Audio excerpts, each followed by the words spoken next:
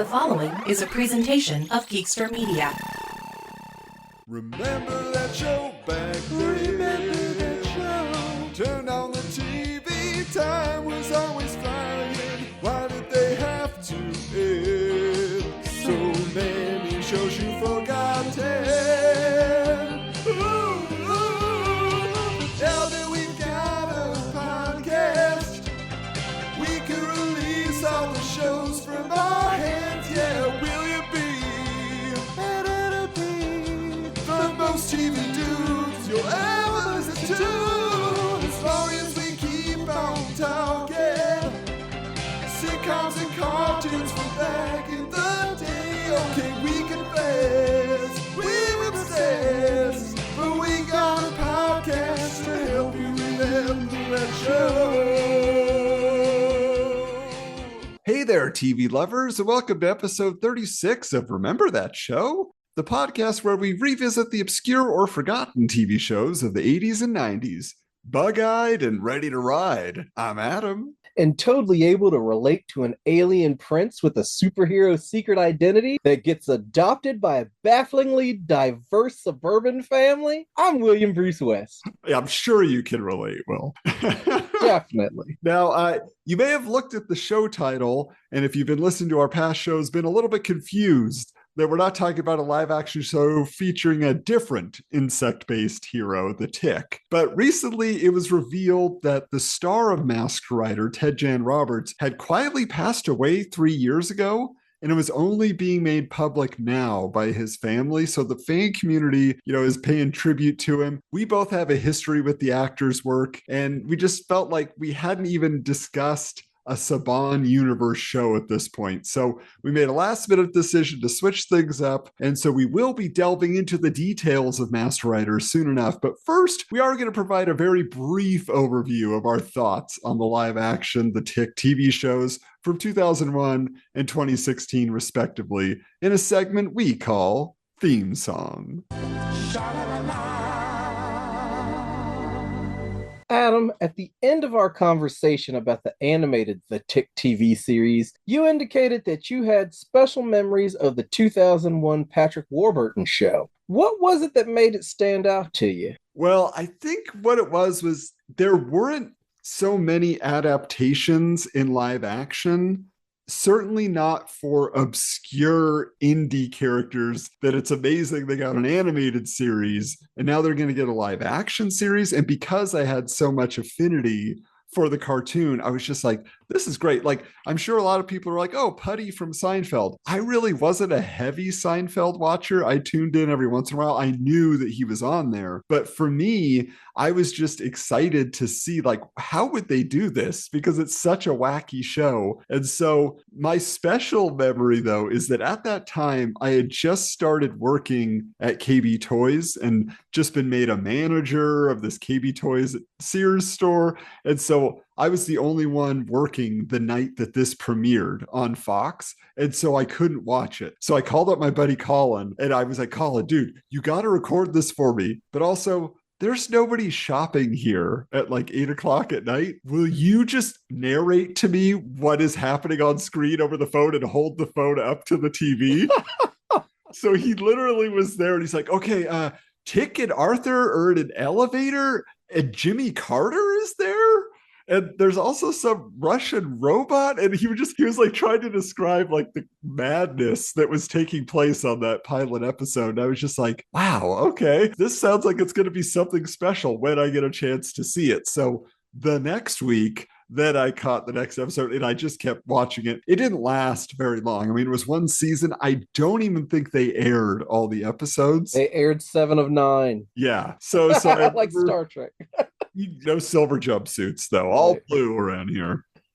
So I really thought it was a successful adaptation. And I think the thing that threw a lot of fans was, for whatever reason, they said there were some rights issues. Wizard Magazine reported on this, that they couldn't use Deflighter Mouse and they couldn't use American Made. So they changed their names. and Deflighter Mouse became Batmanuel, which I loved. It was just, it makes me crack up every time I think of it because he was played by a Latin actor. Is he Latin even? Nestor Carbonell? He always played Cubans on like. He always plays Latin, except for in, what is it, The Dark Knight? He's like the mayor or something. Yeah. But like, I know him from Suddenly Susan, which I hope we never get desperate enough to get to that show. But like, that was my familiarity. So I think he's Latin.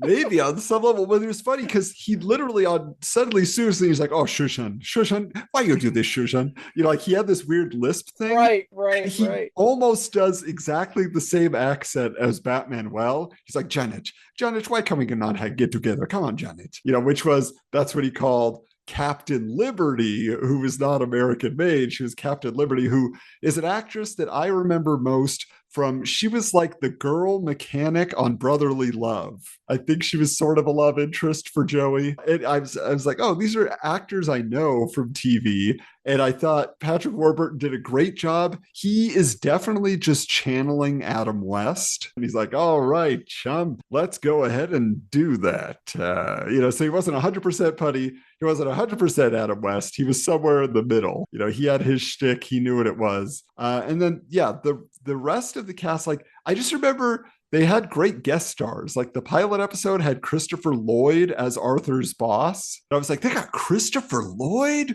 Wow. Like totally forgetting he came from TV. To me, he was a movie star. You know, he's like, no, he's on tack. Yeah, that whole history. And then there was another episode that was pretty fun. Ron Perlman, he was in a romantic relationship with his sidekick. It was kind of like a Batman Robin thing, making fun of, they're gay, right? And so it's having that whole relationship, which in 2001 was pretty progressive to put that kind of thing on the air. So there was just a lot of interesting places they took it. And yeah, it was slightly more adult than the cartoon, but almost just as wacky, which I liked, like from dialogue and everything else. And remember, we said that the cartoon was pretty grounded, even though it had crazy stuff, but like it was mundane, like the things that everybody was dealing with and the nonchalant attitude they had about superheroics. So, but I'm just curious, when you found out that there was going to be a live action Tick, was it even like a blip on your radar? Were you still tuned into Fox in 2001? No, I was in college at that point. So that was, what was that, junior year? And I think I've talked about this before, but like Ithaca is up in like the mountains and there's no reception. And so like if you wanted to watch anything, you had to have cable. But just like at home, I had no cable. So I had rigged this antenna that could get me certain channels. And so if it was the right time of day in the right direction, I could kind of make out Fox through like the static basically. But I basically used that to what I remember I watched like the pilot for 24 and I was really into Fastlane. So I mainly used it to try to pick up, like sometimes I had to like stand there the whole time and hold the antenna. So like I wasn't going to do this for just any show. And by this point, I'm not really into comics. Like at this point, I'm only reading like Ultimate Marvel. And so like, yeah, I remembered the Tick having existed and having seen him in previews like when I was in high school and stuff. But at this point, even though like Patrick Warburton wasn't as omnipresent as he is now, it was still pretty apparent to me that he has like one speed. So like to me, it was gonna be Putty in a rubber suit. You know, like, because even now, I love everything Seth MacFarlane makes, but Joe Swanson is just Putty. Sometimes he gets like really mad, but it's still clearly Patrick Warburton. You know what I mean? And I have a big issue if the voice in my head, like if I'm reading something, like you picture these people and they have like a sound to you. If it doesn't match whomever gets cast when this thing like gets adapted, then it takes me out of it. Like I remember like I read The Devil Wears Prada after I watched it. So then it was like I could only see Anne Hathaway. But then at the same time that there were things like Adrian Grenier wasn't hot enough to be her boyfriend. There were all these clashes in my head. So the same thing here. I just like Patrick Warburton wasn't the Tick to me. It looked like a weird cosplay episode of some other show. Like when I'd see the commercials, they didn't look natural. They didn't look like they were like organically in these costumes. It was like, and on a special Halloween episode of Patrick and the Guys, like that's what it looked like. So nah. And I own it on DVD, but my friend Brock always makes fun of me about how that means nothing. Like I've only watched maybe 5% of the things I own. So it's like I just haven't gotten around to it. But yeah, it just at the time, it was not the Fox show I was tuning into. Wow. Okay. Yeah. And so that's kind of how I felt about the reboot, if you want to call it, the revival. I don't know what it counts as. Basically in 2016, Amazon was creating these original TV shows, right? And I think like they have one that is like award-winning and great, like The Fabulous Mrs. Maisel or something like that, about this woman who's a stand-up comedian in like the 40s or something. I don't know. But it's supposedly that's really good. But then the other one that they were trying out, because they were doing like pilots, and then they would let people vote on the pilot they liked that should continue. And so they did that for The Tick. I was like, I can't believe they're bringing back The Tick. I'm excited about this. So I went and I watched the show because I had Amazon Prime. And I was like, okay, the trailer makes it look, more, at least a bigger budget. Like they got maybe more to work with here. And then when I'm watching it, I'm like, no, they missed the tone completely of what made it fun. It's not comic booky. And understandably, we lived in like a post MCU universe. We've lived through like so many more comic book adaptations. So they had a lot to live up to in terms of production value. And they're also saying, well, this is streaming. So now we can like have foul language. We can like, there's a lot of crutches you can start using when you do streaming, where like when you're on network TV, you got to be more clever. You got to be, and sometimes you have to err on stupid as opposed to, offensive, funny, so I would have preferred that. So even though I thought like Griffin Newman was really good as Arthur, I thought he was a great casting there. The guy who plays the Tick, this Peter Serafinowicz, terrible, totally off. I thought he was a very weird choice. And like whenever I saw the trailer and everything, it looked like a show that would have been made by IFC. It's like Amazon may have picked it up, but it was very much a like, not A24, but very much like an indie cool kid kind of adaptation, which isn't what the Tick should be. And like, I really did like the guy who was Arthur because he made the rounds on a ton of podcasts I was listening to. Like he was actually like, they didn't even know who he was, and he was reaching out to them like, hey, can you have me on so I can talk about the show? I think he was on like Ron Funch's podcast, and just all these like comedians where there's like, okay, who are you? Why are you here? So like he was kind of infectious. But I mean, the Tick, like Peter Serafinowicz has this face where like he should just be smoking cigarettes in a French film. He's not the Tick. He's just like, I am filled with ennui and I would like my coffee black. That's the guy to me. So I just didn't get the casting. Yeah, and I think the other thing that was missing is we talked about how great it was that they had on the cartoon series, and even, they did a fair amount of bringing in new characters on the Fox series, which was just to like this whole universe of weird superheroes and supervillains coming in. And on the Amazon series, because it got like 2 seasons, they really just did like they're teaming up with an Agents of S.H.I.E.L.D. kind of group. And there's one bad guy, the Terror, who's sort of bringing in other bad guys every once in a while. But it felt too much of an arc they were trying to work through for the season. That's streaming for you. Yeah, versus like, let's just make each episode self-contained and funny. Right. And definitely the focus was not funny. The focus was, like you say, subversive, but not in the way that the Tick is subversive. Right, So overall, too many characters that weren't wacky enough, I guess is what it came down to. I was like, okay, I know who they are and who they're supposed to be. But even then, they didn't pull from a lot of the comic characters either. They created a lot of their own, like Edgelord and stuff like that. So again, it's just like modern take on crazy superhero guys, you know? From a retail standpoint, the Tick should be box lunch, but like that Amazon series was very much Urban Outfitters. Very much like, I dropped out of art school and I want this action figure of Albert Einstein. It's just like, it was doing too much in the wrong direction. Yeah, and I feel bad for Griffin Newman because he is a guy who definitely is a comic book fan. I listened to his podcast. I've heard his many guest appearances as well, especially during that time he was promoting. And he wanted it to succeed because he loved it, you know, but unfortunately it was not to be. But there was a superhero show that also got a chance, although it was not to be for very long. But we got to figure out how it got that shot, what made it all possible. So, Will, let's start talking about Masked Rider and how it got the green light.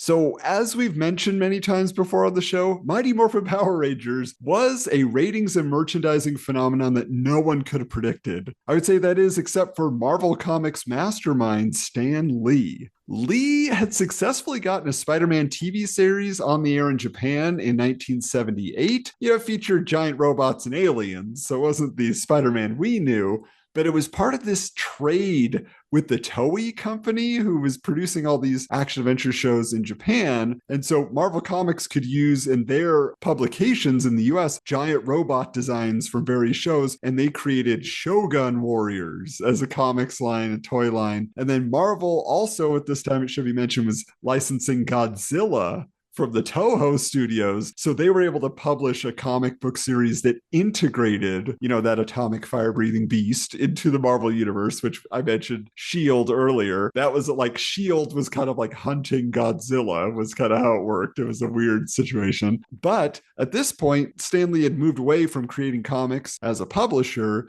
and he was on the movie and TV production side of Marvel. And he saw the potential of bringing over Japanese characters to the USA, and he tried to pitch an American version of the live-action Super Sentai show Sun Vulcan, which Marvel had helped co-create, to many networks throughout the 80s. But for those who don't know Super Sentai, if you don't know that term, basically involves teams of colorful transforming heroes in uniforms. Usually there's giant robot vehicles, definitely martial arts battles, that's what it was. Despite the success of the Super Sentai inspired animated series Voltron in television syndication and toy sales in the 80s, when Lee's going around pitching this, he was ultimately unable to get a network to see his vision and get this Sun Vulcan project onto the TV screen. So I'm just curious, do you know anything about like the stories that came from these partnerships? Well, have you read Godzilla comics? Have you seen any of these Super Sentai shows, the Japanese Spider-Man? Oh yeah, like all of the above. The Godzilla stuff is actually fairly new for me because Marvel's doing it currently. Yeah. Like on stands, like I don't know if it's an anniversary year or what. I actually have a bone to pick where like Godzilla's in too many comics right now. Like everybody seems to have a license for Godzilla, whether he's with the Justice League or in the Marvel Universe, or IDW has their stuff. But like I've been reading the recent stuff, which actually is in continuity with the 70s series. So it's like I'm vaguely familiar with how that whole thing worked. But yeah, I've just never been a huge Godzilla guy, but I'm really fascinated by the idea of like Godzilla in the Marvel universe. I just like crossovers, basically. That I was familiar with. Japanese Spider-Man, I was familiar with that. When I went to Ithacon in like 2002, it was my introduction to like bootleg DVDs, and somebody had this DVD of just like the first 3 episodes of the Japanese Spider-Man. I didn't know what to make of it. Like I had kind of seen pictures of it maybe in like Wizard, but I'd never actually watched it before. And you watch it, and you're just like, wow. Especially since this was after I was already familiar with Power Rangers for like 10 years and everything at that point. So it is really cool. Like, it's not like they just took Peter Parker and made him Japanese. It's a completely different thing. The only real familiar aspect is the suit. You know, like everything else is like he has his giant robot, he has his motorcycle. Like he's closer to like Kamen Rider than he is to Spider-Man. He just wears a Spider-Man costume. And then as far as like Super Sentai, I own the series that have been released legally in America. Like for a while their Shout Factory, they had a deal where they could like release DVD sets of the shows that had been adapted into Power Rangers seasons, but that deal fell apart when Saban sold it to Hasbro. So like we have this narrow window of I think like from Mighty Morphin to Wild Force maybe time. Yeah, like that they're on Tubi right now. You can go watch all those series. It's pretty cool. Right. But just like I was saying with The Tick, I haven't watched those. But I work in an industry that has slow periods and busy periods. So during one of the slow ones a few years back, I watched all of Die Ranger. And Die Ranger is the show where the season 2 footage for Power Rangers came from. So that's the show with like the White Ranger and the Thunder Zords and all that stuff. Like I have always loved that costume. So that was the reason I chose that season specifically. Is like I love the White Ranger. So it was kind of cool to see in that era, Saban just had to write whatever he could with the footage he had available. So there are things that get lost. Like the White Ranger's a 12-year-old boy. But then when they pull that in Turbo, everybody's like, how dare they put a child in this show? And it's like, well, Japan did it a while ago, you know? But like when Saban bought it back from Disney, he just started adapting the Japanese storylines. So he just hired American kids to fly to New Zealand to remake almost note for note everything the Japanese had done. So it changed, but like I'm familiar with like all the source stuff. I've just tried really hard not to immerse myself in it because the part of the fandom that's like, well, Jew Ranger did it better or Kaku Ranger was better than this season. It's like, it's so annoying because most of that stuff wasn't readily available legally for most people. So it's like you had to work to see it. So don't like lord it over people that like they don't have it readily available, you know? So that's my issue with it. But how about you? Are you familiar with any of these projects? Growing up where I grew up, like we had like Japanese markets and I had friends from Japan, like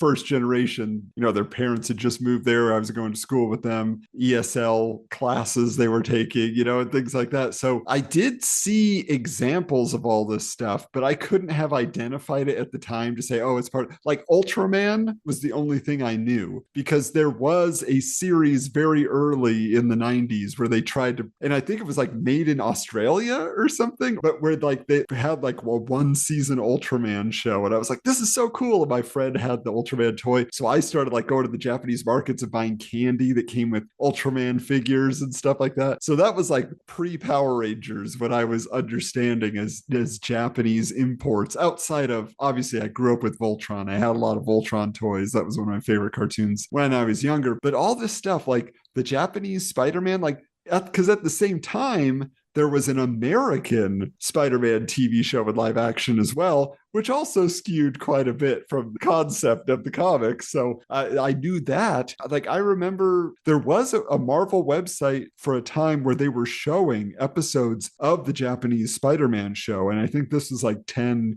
years ago or something like that. Because I remember it was on Marvel.com. Yeah. They were releasing like an episode a week. You know, like that was back when like peak social media and internet. Like they wouldn't do that now. They just go get Disney Plus. But like they were definitely releasing it weekly and kind of having like discussions about the episodes and stuff like that. I certainly remember that era. Yeah, because I remember like tuning in and seeing a little bit of it there as well. So yeah, so I was vaguely aware of all this stuff, but like even like Power Rangers, I just watched, you know, the American versions. I knew the footage came from Japan, but I'm like, I don't need to know the history. It's probably basically the same thing, you know. So I never did my research to go too deep into that. It was not though. That's the thing. It's like if you look up just Ranger, which was the footage for season 1 Mighty Morphin, and you learn that like the Megazord was like historically God, but in a battle with the devil, it got fractured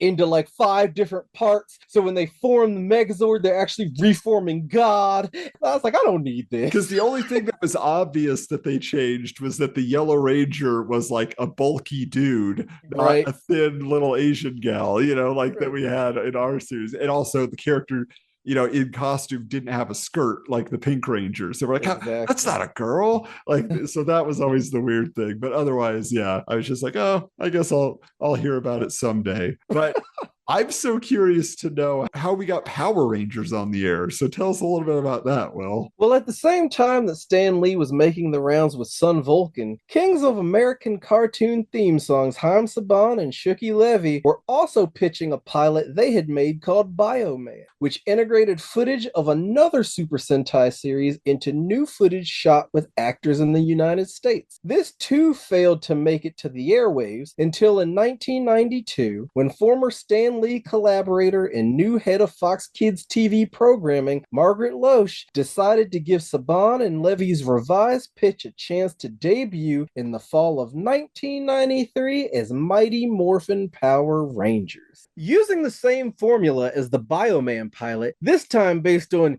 Kyoru Sentai Jorenja. The Adventures of the 5, eventually 6 colorful teenagers with attitude, was an instant hit and continued in many similar permutations for over 30 years. While the demand was white hot, Saban Entertainment quickly adapted another adventure show into VR Troopers, which lasted 2 seasons before available Japanese footage of the trio of robotic heroes was exhausted. Looking for another hit, Saban attempted to transport a solo hero from Japanese airwaves, hoping to gain the allegiance of young TV watchers, which resulted in the show we're here to discuss today. But first, Adam, what is your most vivid memory of the frenzy created by the Mighty Morphin Power Rangers in 1993?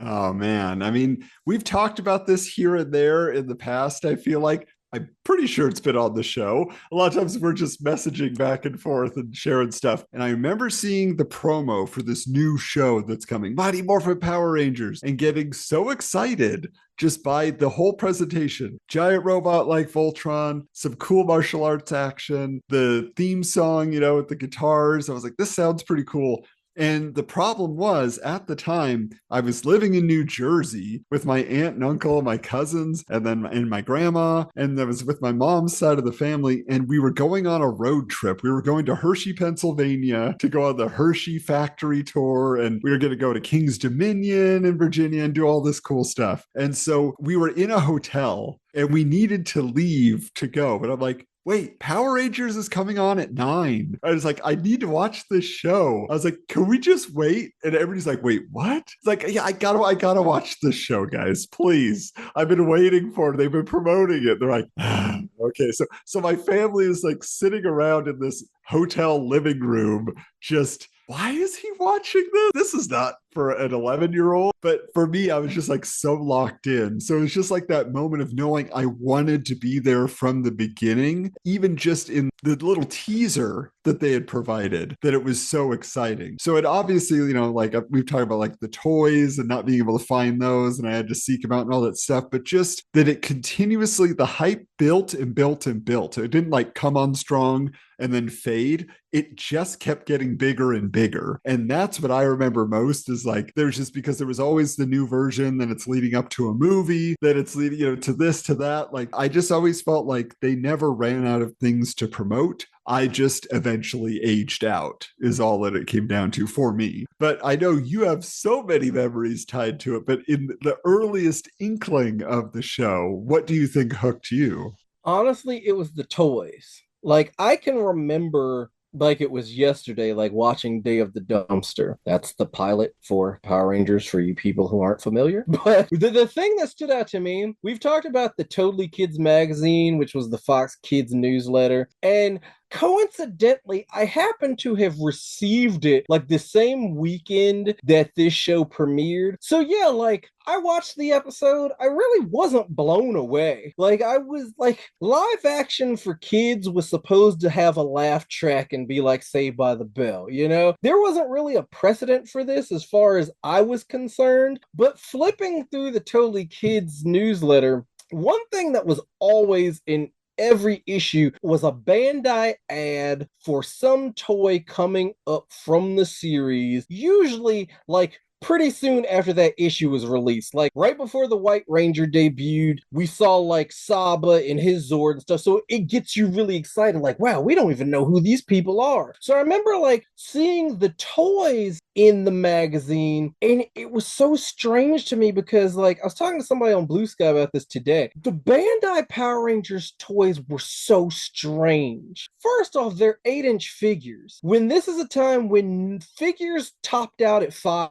inches, and they had more articulation than we'd ever seen. But also, the ad didn't make it clear they were 8 inches. It's when like you spotted one like a gazelle in the wild, and you're like, oh my god, this box is huge. And also like they had the figures with the bikes, which almost had the same articulation, and if you didn't look closely, you thought they were the same figures, but those were actually 4-inch figures. So it was like this was one of the first toy lines that had like multiple scales to me, and it was the first transforming robot toy line I cared about because I was never a Transformers kid. So it was really the toys that drew me in, and then like I liked the show and the mythology. But one thing I'll really credit it with, and like I don't think I've ever talked about this, I appreciate Power Rangers for giving me confidence, and not in the way that like, oh, I went to school that I could stand up to bullies. No, we're talking about how scarce the toys were. Well,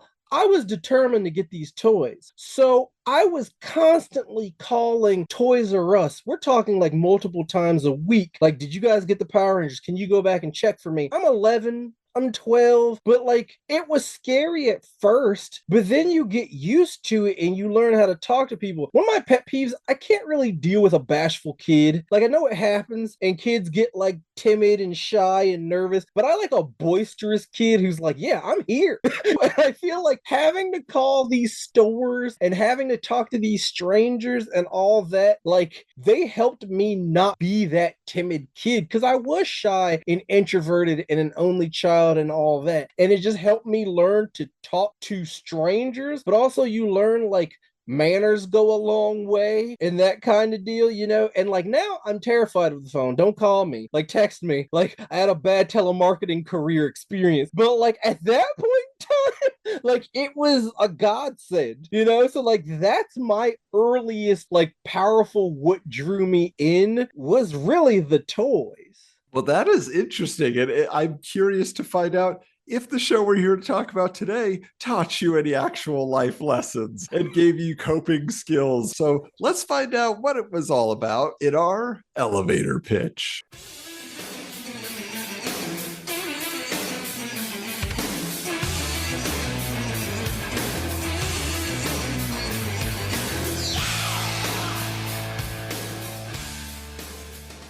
So Masked Rider was a series that aired as part of the Fox Kids programming block for 40 episodes from 1995 to 1996. It was an adaptation of Kamen Rider Black RX, a series that originally aired in Japan in 1988, that itself was merely a continuation of the first Kamen Rider series from 1973 that told the story of a man unwillingly turned into a cyborg by alien conquerors and then their monster hordes he would battle while wearing a super suit with a bug light helmet, and he had a cool red scarf.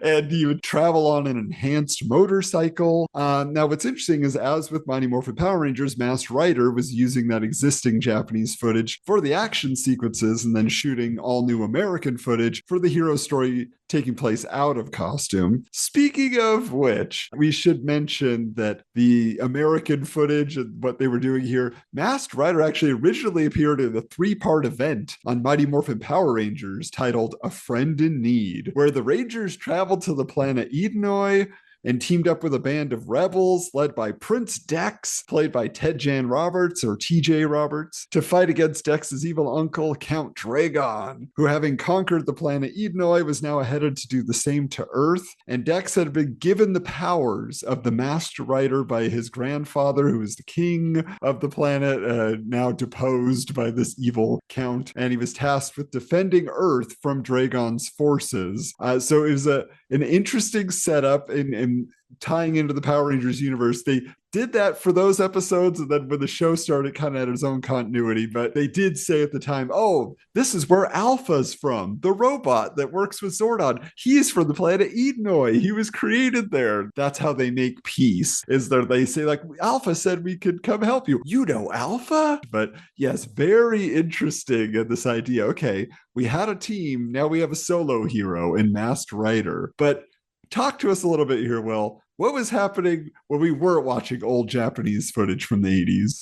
Well, Dex lands in the backyard of the Stewart family, who are comprised of the schlubby inventor father Hal, his Asian wife Barbara, their adopted blonde teenage daughter Molly, and young African-American son Albie. Dex also brought along a tiny, furry, duck-billed alien named Furbus, who speaks mainly in high-pitched gibberish. Most of the American shot scenes involve Dex adapting to life on a new planet while not understanding Earth customs, trying to avoid being identified as an alien by nosy neighbor Patsy and her subservient admirer Herbie. In between these goofy hijinks, Dex transforms into Masked Rider whenever Dragon sends an attacking monster to cause trouble. In addition to fighting skill and Electro Saber, Dex's powers include telepathy and the ability to project mental imagery for others to see, and with extreme concentration, he can create objects with his mind. These include the talking combat chopper motorcycle voiced by Jason Narvi from Power Rangers, and a sultry female car called Magno, played by voice actress Wendy Lee. Masked Rider also takes on different forms, including Super Gold and Super Blue versions that provide additional powers as the series goes on. Adam,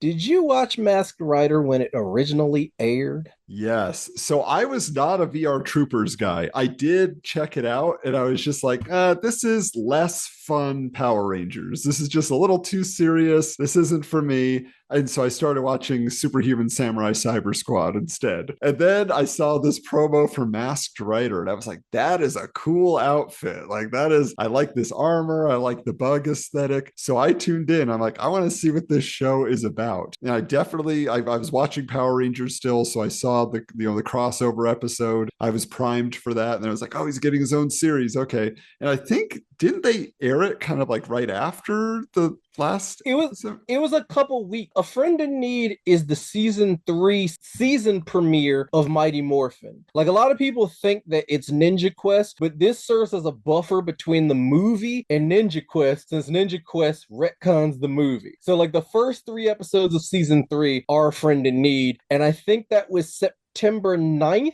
and then Masked Rider debuted September 16th. Yes, but at least like the promotion machine was working to get me to tune in. And so at this point, I got a few Power Rangers toys, but then I went and I bought several Masked Rider toys and specifically, I bought the Super Gold version. I thought that was the coolest. That's my favorite. Yeah.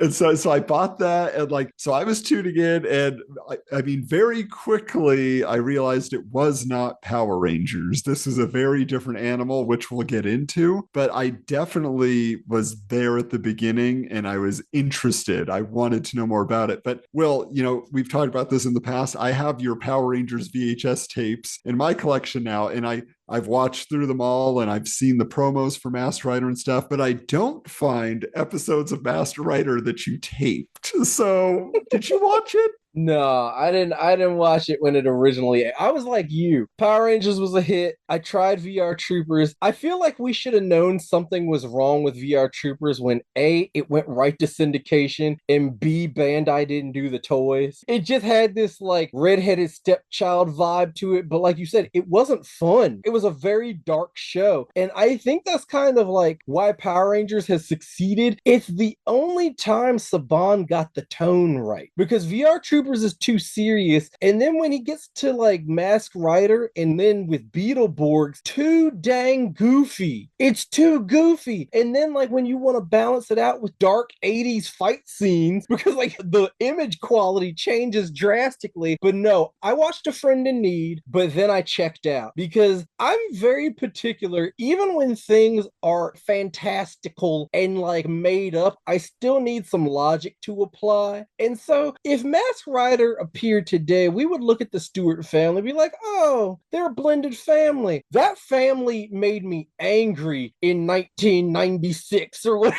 Like it really, really did, because I'm just like, it's not the colorblind casting, it's how they never acknowledge, you know? Because we're saying here, like, oh, their adopted daughter, their adopted son. We only know that now 30 years later, and they've probably done like convention panels and all this. From what I saw, they never head on addressed it. Because you know, when they have like adopted kids, there's always that one episode where it's like, Albie, why are you so glum? You thinking about your birth, mom? You know, like they always do that, but they just play it straight, like, oh yeah. The only thing they do is in the first episode, when Dex shows up and they just instantly accept this alien that appeared in a crater in their backyard, they go to the kitchen and basically Albie just says, hey, you can adopt him like you adopted us. That's all you get. So you get that explanation. But yeah, it's definitely one of those things where you're like, wow, like trying too hard. Like it's different when it's a group of friends versus like a family where you have to have representation all the way around. And you're like, this is strange.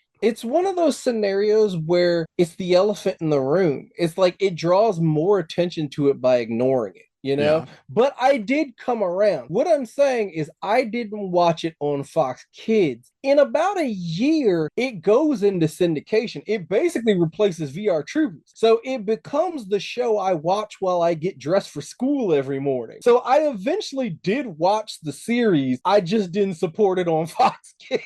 Wow, that's so interesting. Yeah, because I didn't know about the syndicated version. Well, you know, we've already started getting into the jeers, but let's try to look at the positive here. Well, let's see what we can find in our cheers. So my cheer is all for any Saban adaptation. My cheer is always for the Japanese footage, because those stunt people will do some stuff that America just won't do. And I mean, that was probably where we were introduced to like, why did they spark when they got hit? Doesn't matter. It looks cool. You know, or just like, why was there a megaton explosion behind them simply by posing? Don't care. It looks cool. You know, it's like visually, like he knew what was important. It was like the formula is you pick some pretty kids and you pretend they're in the suits, and then you let Japan take over the heavy lifting. He rode that all the way to the bank. So just like Power Rangers, even VR Troopers, although I swear they only worked from like footage from 3 episodes for that show. Like I always loved the fight scenes, but anything that wasn't a fight scene, I could have done without.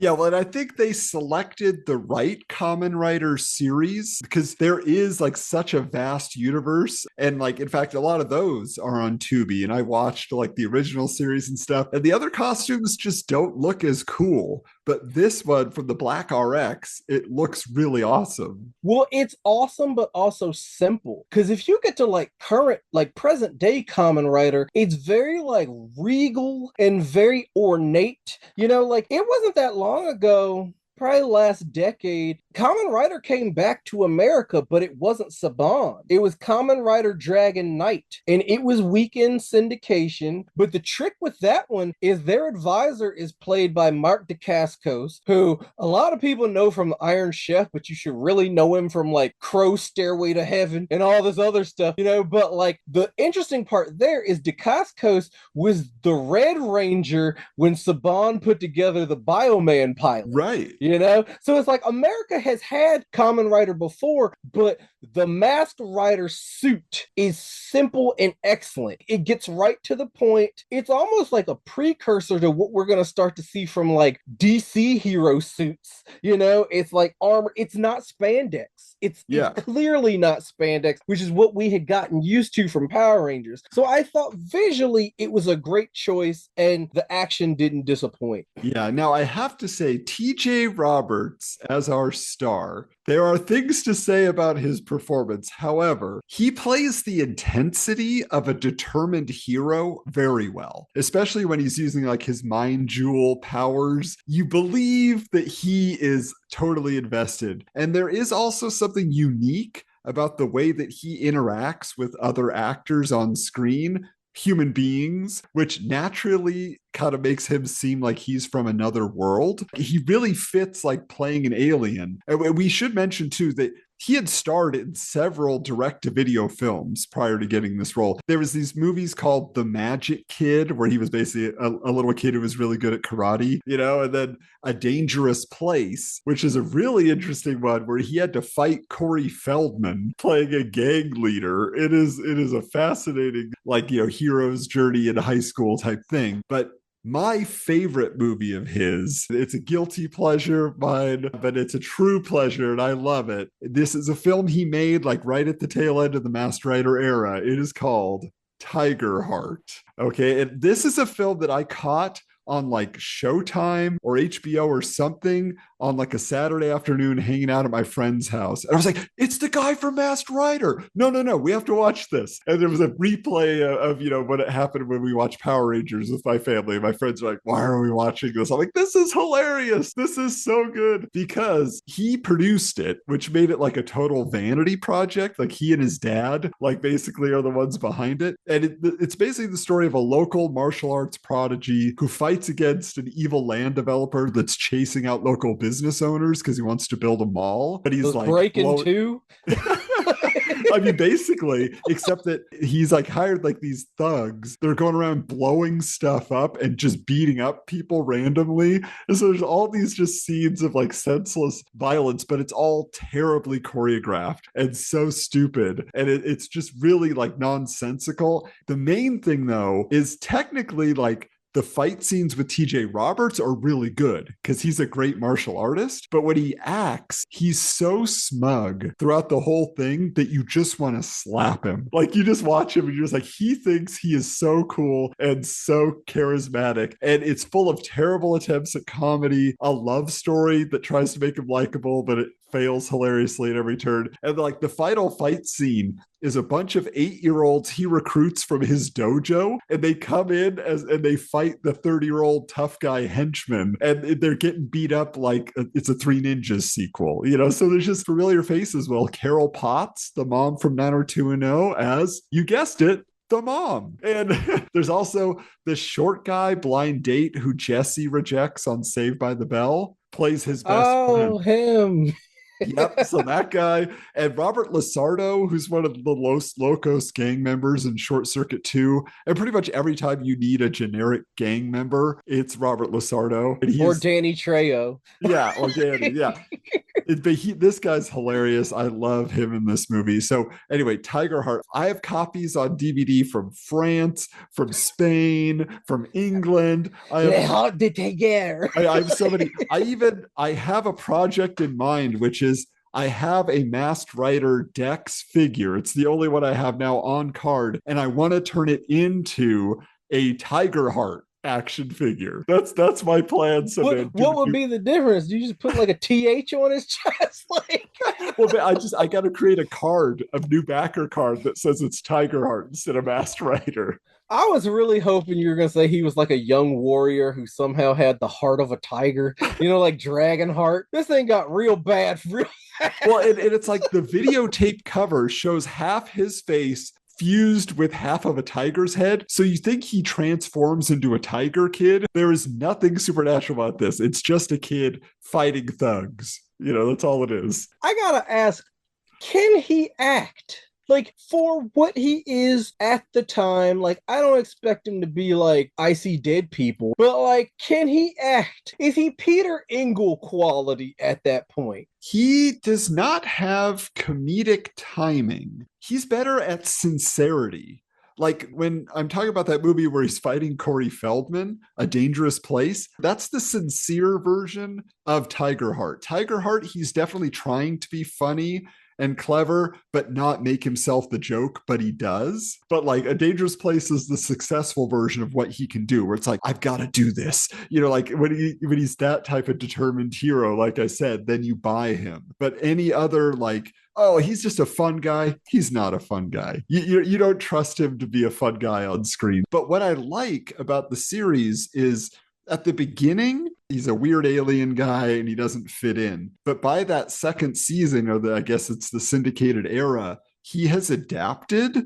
So he does like use earthly colloquialisms. He seems semi-normal. He calls the dad. Like he just seems like a normal teenager at that point. So he is a little bit more likable because that he doesn't seem so set apart from humanity. So I thought that was at least nice that he had an evolution as a character. They didn't stick to one formula for the entire series, although mostly it's the same. Like I'm glad to know he's not the same way throughout the whole series because I didn't remember him becoming more comfortable. And I was gonna say, like, I wonder if Saban just had like the same acting coach sitting around because I did get the whole like I thought he was very good at the like I'm an alien here on Earth, but I kind of chalked that up to him just not being a good actor. Mm-hmm. That's why I asked how he was in Tigerheart. But I bring it up because 2 years later, there's Power Rangers in Space. And in Power Rangers in Space, Christopher Kamen Lee plays Andros, who is an alien from the planet KO-35, and he comes to Earth. He's the Red Ranger, and he recruits all the Turbo Rangers who are like left behind. And he plays the whole I'm an alien on Earth the same way that TJ played it in Masked Rider. Because we kind of take it for granted. It's like, oh, it's kids programming. They were non-union. They weren't making anything. But in some ways, they did kind of take it seriously because I was watching this interview recently where like Lee was saying that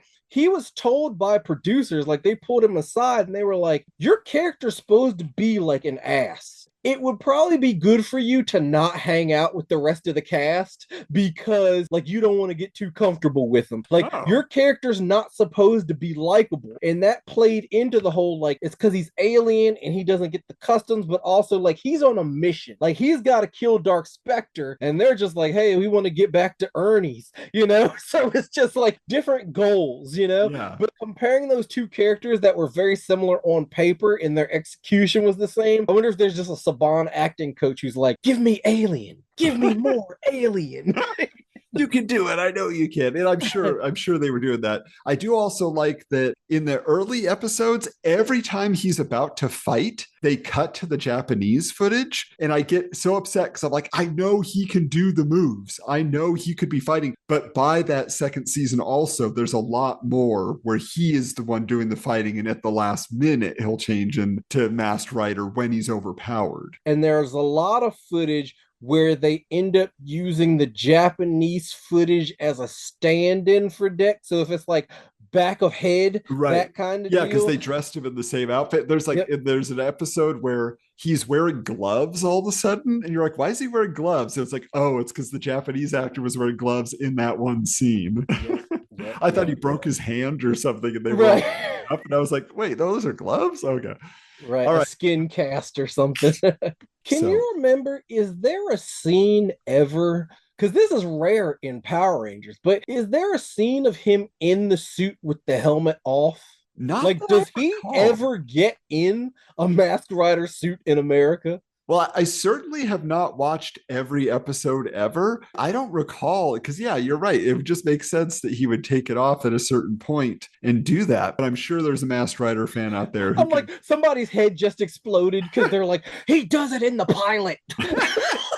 You can see his turtleneck underneath. Right. No, but like the other thing I just want to give it some props for is that the Furbus character is definitely a jeer. However, the costume of Furbus is actually pretty good, like animatronics for the face, for the expression. The performer in the suit does a really good job. Like, and they write a lot for that character too. There are many episodes that are just Furbus focused, and it's like Furbus doing stuff, and then Masked Rider has to fight a monster over here, but mainly it's Furbus. And it's like, you know what, they actually, like, they have one where like he stays home alone because the whole family's going out somewhere, and it's literally like Home Alone. He's pigging out, he's running wild in the house, and it's kind of funny. Like, he's in the backyard sunbathing and calls Dex on the phone. It's funny, like it's all gibberish talk that he does, but it's still, you can always get the gist of what they're trying to do. So, well, you know who the suit performer was, right? no. Vern Troyer. Oh, really? Yeah, he didn't do the, like, there's someone doing the voice, but the suit performer was Vern Troyer. Well, that makes sense then. Yeah. Yeah, but like, all my issues with Masked Rider are not even really about the show itself. It's things that orbit the show that kept me away from it. Furbus. This show came out when? 1995? Yes. Okay. The biggest Christmas toy of 1997 was what? The Furby. But no one has ever tied those, and it's clearly the same design. Like, I've gone to the point of, like, when you look at the special effects like studio that created Furbus, I'm like, did they license this out to like Hasbro? Like, what is the story here? But this is almost one of those like conspiracy things. It drives me mad that I've never seen anyone else make this connection. And it's like, it's not note for note, but it's close enough, even in name, that like I've never seen a YouTube person or anyone like, hey, what's the deal there? This is almost the same level to me as Kelly Jesse versus Tori. Like, this has bothered me for 30 years. I mean, I definitely see what you're saying, although I always felt like they were ripping off these little creatures that came from Teddy Ruxpin. They were called fobs. This is before key fobs. These multicolored, furry, round, bird-beaked little creatures that were in that universe. That, you know, they had like toys of them, and I thought that maybe, I think they were just puppets, but still. So I always thought, like, that's who really had a lawsuit, you know, was... Yeah, but World of Wonder was done at that point. So for all we know, the Furby people owned the Teddy Ruxpin trademark at that point. Yeah, it's a good point. It's a good point. I mean, Teddy Ruxpin came back like 2 years ago and he had different clothes on. That was an affront to me. So, you gotta have that weird beige vest thing. Yes, looks like he shopped at the same store as Vicky from Small Wonder. Now, there's an animatronic toy I wish we had gotten. Well, so, you know, again, there were some things that Saban was doing with the show that made it, you know, at least get our attention at first, but it didn't seem like it caught on. So we got to figure out why it didn't work. In our jeers. Boo! Boo! Boo! Here's the thing. If there is any legacy for Power Rangers, even for people who haven't watched it in 30 years, it's the theme song is so good and so catchy.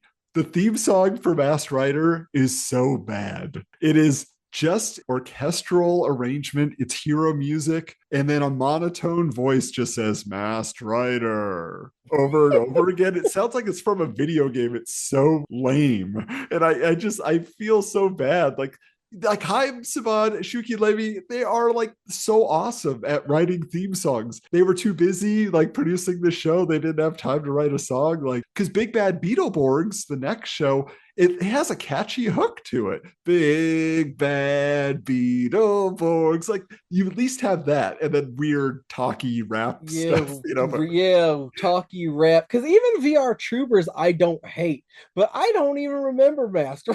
No, like, that's so forgettable. Yeah, it is. It is. I mean, for me, with Power Rangers, they knew you have to keep amping it up. There's always a bigger Jaws, you know? And like, it's a plateau. It's very flat here. I don't really consider Dragon much of a threat, but also I don't remember him ever getting closer to his goal, or maybe his evil brother coming into play. It was constant. It's like Rita Repulsa's evil. Well, now Rita Repulsa has a boss. And then it's like, oh, Rita Repulsa and her boss got married, but Rita's dad showed up and he's terrible. But then, and it's just like, then the machines came and kicked him off the moon, and it keeps going and keeps going and keeps going until finally you meet like Dark Spectre, and it's like, oh, this is the big bad. Like, he's the one who hired everyone you've seen the past 10 years.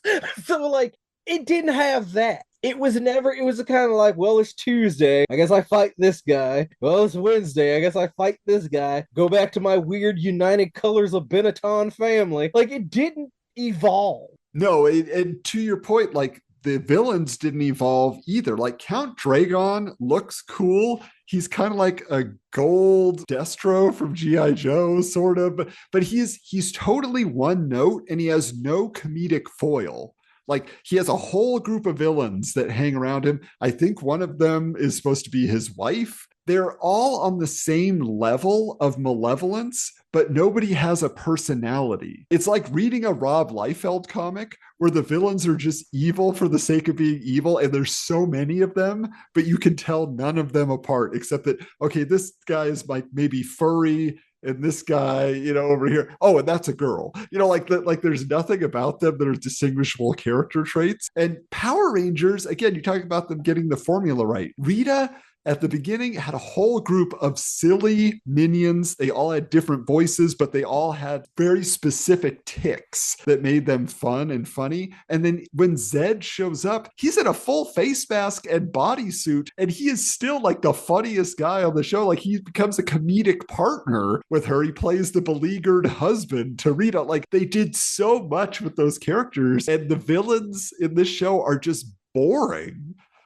If they had done what VR Troopers did, because I didn't feel like they really like maximized the potential there, but I loved that VR Troopers had like the villain who lived in like the virtual world, but then he was Carl Zichter, who was an evil businessman in like the human world, and like he looked kind of like the sledgehammer guy, and he never really did anything in the business world. Like, that's why I'm saying they didn't maximize it. He could have been like evil Jeff Bezos before we knew who that was. He just happened to be a successful businessman in an evil skyscraper, but when it was time to fight Ryan Steele, he transformed. And this guy just was gold Destro the whole time. Like, there were no two sides to him. I don't really know what he was after. Like, I guess he wants the powers because they were passed down through the lineage. But I mean, he'd already taken over their planet. He deposed Dex's grandfather. It's game over. Yeah, why is he taking over Earth if what he wants is the Masked Rider power for himself? Just go where Dex is and always chase Dex. That's what you should be doing. Well, I mean, Dex is on Earth, but Dex should have left. Like, if that was gonna, like, if there's gonna be a season 2, like, Dex should have gone to like a different planet where everyone looked like humans because there was a tight budget. But like, that's how you do that. Yeah, well, and I think just the biggest failure of the show, maybe, and I tend to like solo heroes, but I think what made Power Rangers so great is that out of costume, they were so relatable and fun, and there was a ranger for everybody, and they had other interests, each of them, besides fighting bad guys. Zach would dance and he'd woo girls, and Billy loved science, and Kimberly did gymnastics and loved shopping. Trini didn't really have a thing, but Trini, she was a real good sport.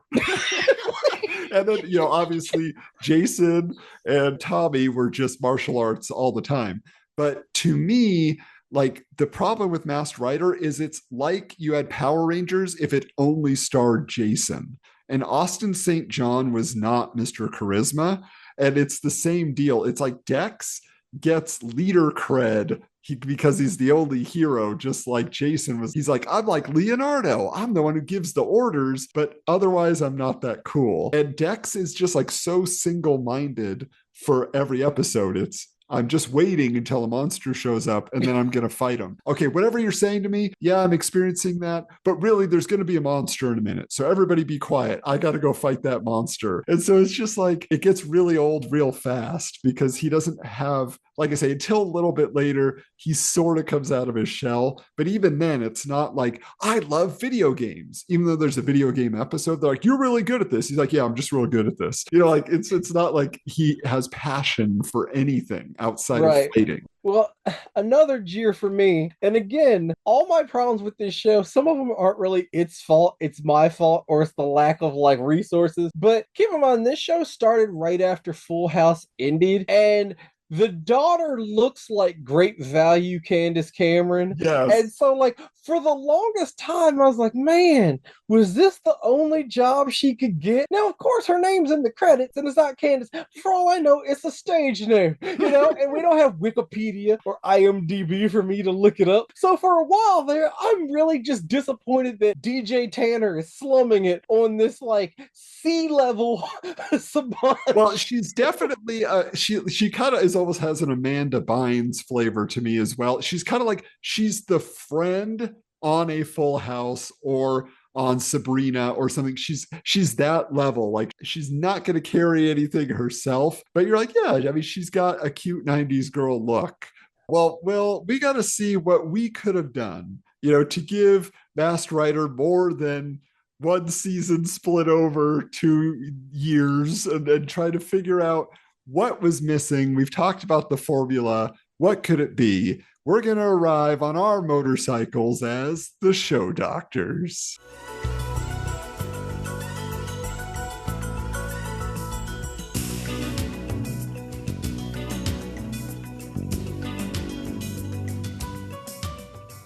Here's my thought. I think there were natural seeds planted in the series that they really could have used to evolve, like Power Rangers did so much. Like, hey, you know, we're moving into a whole new series we have to adapt, but here's this little piece we can put here, this little thing here. So the grandfather throughout the series keeps sending Dex's friend Danaeus to Earth to give him upgrades to the Masked Rider powers. That's how he gets the super gold. That's how he gets the blue, whatever, you know.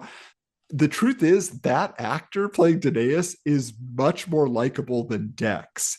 He seems to not be an alien. He just seems like a normal kid who happened to live on another planet. So I wanted to see more of him because I was like, I feel more comfortable when he's on screen. And in the final episode of the series also, you know, this is long before Power Rangers did the same thing, but they brought in all the past Masked Riders in a massive team up, which obviously the Japanese series had done. This is just taking that footage. But I thought that was so cool that they had that, you know, like there's this big villain. Okay, they're going to team up with Dex and help him and train him and all this stuff. So I think the next season of Masked Rider should have been renamed Masked Riders Extreme, because we're getting into the extreme era.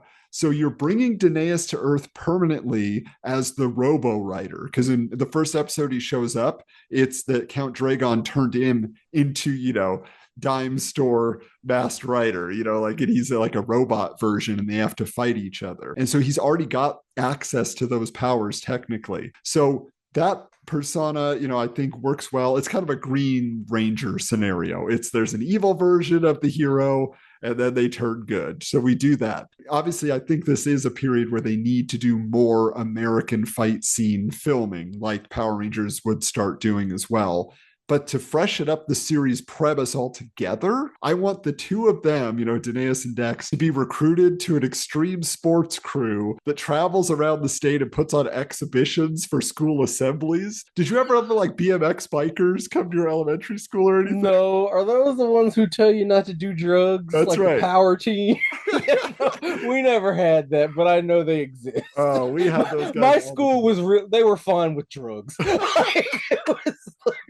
But that way, we get a whole new cast of characters with a brand new attitude, definitely more of like, you know, just the feeling of the era, but we get rid of down. the family. Yeah, get rid of the family. They are done because each episode they're traveling around, maybe in a van, maybe they got a tour bus. I don't know. And now you have like non-Count Dragon related problems. There'd be a new villain that gets brought in, I'm sure. And each town, there could be also like other things they need to deal with. They're meeting new students, they're meeting somebody at the local mechanic shop, whatever, and then they're fighting a monster. But ultimately what happens within the first few episodes is that team of extreme sports people, they become the other masked riders, so they get to inhabit those other personas, and so now they're all officially the masked rider warriors on Earth. And I just think what it needed to be Power Rangers, that's what was missing. The team aspect is what worked,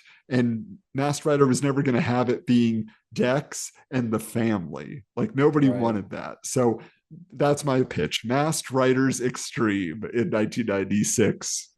I like it. I like it very much. This one's tougher for me because at the end of the day, I think we're working too hard for this show.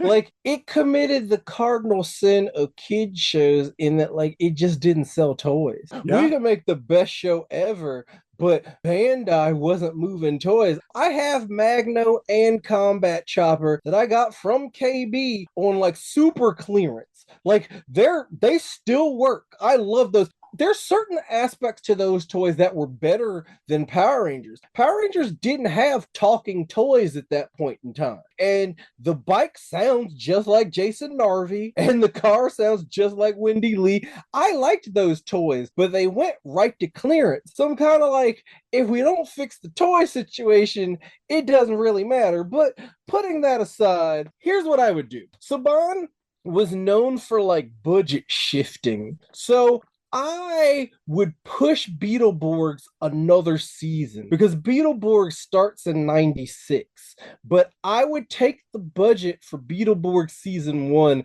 and apply it to a second season of Masked Rider. And I like when you said that he was kind of like, what if Jason, the Red Ranger, had been Masked Rider? I hate Red Ranger Jason, but I love Gold Ranger Jason. So, kind of make it a little more edgy. It has hints of your extreme thing. Something's going to happen. Maybe it's PTSD through a Saturday morning lens, but Dex finds his personality is different after that finale. Ooh. So, like, now he's not playing it as safe. He's a little more like rough around the edges. I know that Standards and Practices has a lot of constraints where you can't say like die and kill and all that stuff. That's why they're always like destroy him or annihilate him. You know, things like that. But like, I always hated his morph cry. I mean, you got the Ranger saying it's morphin time and he's over here saying ectophase activate. Like, he should say like, it's time to ride or die. Yeah.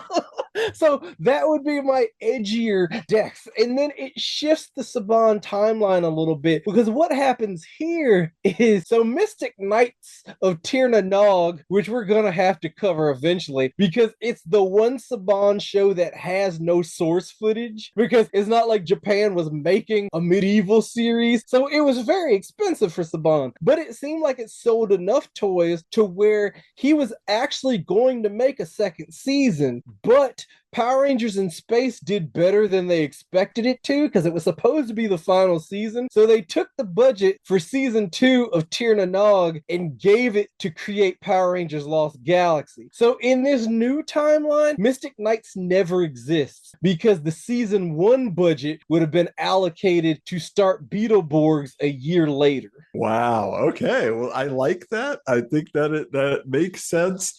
Let's give it a chance and see where it goes. Yeah, it's funny you're talking about the action figures too. My Dex action figure has 2 KB Toys, stickers that obviously the price went down, and then a third one that is clearance. So yeah, definitely that's where they all ended up. Sounds like you didn't grab a Furbus. Come on now. For some reason, like at the time, I thought the vehicles were a better get And it's like comics, you got to get the A cover. So, of course, I got Dex in the main suit. But, like, in hindsight, I wish I'd gotten Super Gold because I didn't love the suit then, but I grew to love it over time. And now, that's one of those lines like it and Mystic Knights. You don't find those at thrift stores. You find the Happy Meal Mystic Knights, Right. but you don't find the actual Bandai ones. And they have so many armor pieces, you'll never find them complete. But like, I never find anything other than that normal Dex. There's certain things that just are out of circulation now. But I wish I had a Furbus. I wish I had them all now.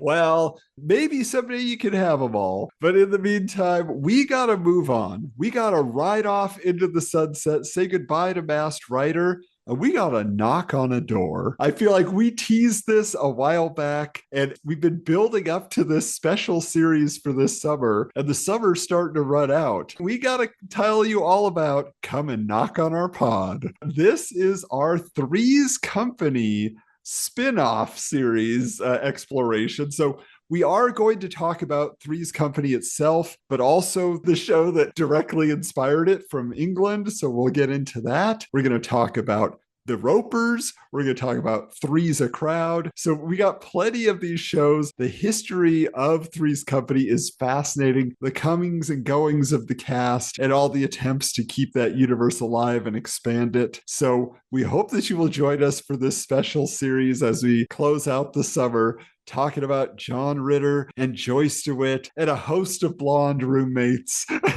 and so many more. So we hope that you will stay tuned to get excited about that. In the meantime, stay tuned to our social media. We are at Remember Show Pod, wherever you need to find those updates when a new episode drops. But also you can find each of us individually when we're just sharing our thoughts, and a lot of it drifts in and out of the things we talk about on this show as we're watching TV. So Will, where are you at? I'm everywhere at William B. West. These days it's mainly Blue Sky and TikTok. So yeah, find me there. And find me at Hoju Coolander on all the socials, but also make sure that you check out the retronetwork.com. Go on over there and see all that they have to offer. They got a lot of podcasts, but they also have a lot of, just different contributors that are putting up articles on a regular basis. And their social media has some very fun just topics. If you just need that nostalgia boost throughout your day while you're scrolling on your devices, you can follow the Retro Network for all those needs.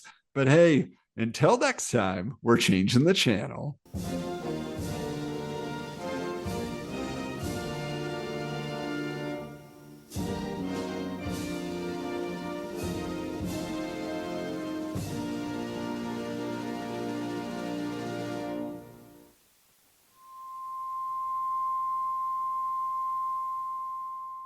This has been a presentation of Geekster Media.